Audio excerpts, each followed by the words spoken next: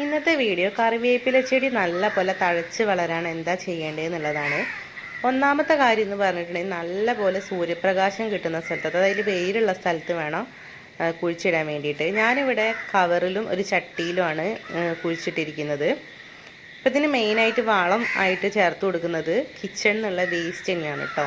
അതായത് ഉള്ളിത്തോല്, മുട്ടത്തോട്, അങ്ങനത്തെയൊക്കെ പച്ചക്കറീൻ്റെ കഷ്ണങ്ങൾ, അങ്ങനത്തെയൊക്കെ വേസ്റ്റ് സാധനങ്ങളാണ് ഇതിൽ ഞാൻ ഇട്ട് കൊടുക്കാറുള്ളത്. പിന്നെ വരുന്ന ഒരു കാര്യമാണ്, ഇതിൽ ചെറിയ പുഴുക്കളും പ്രാണികളൊക്കെ വന്നിട്ട് ഇതിൻ്റെ ഇല തിന്നുന്നത്.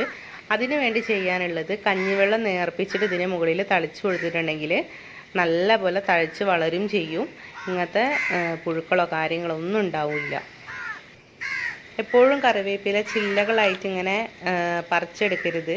അതായത് ഇതിൻ്റെ ഈ ഒരു കൊമ്പ് മുഴുവനായിട്ട് ഈ ഒരു തൂമ്പ് ഭാഗം കൊണ്ട് ഒടിച്ചെടുക്കണം. അപ്പോഴാണ് പുതിയ ശിഖരങ്ങൾ ഉണ്ടാവുക. ആ ഒരു കാര്യമാണ് ഇതിൽ നോക്കാനുള്ളത്.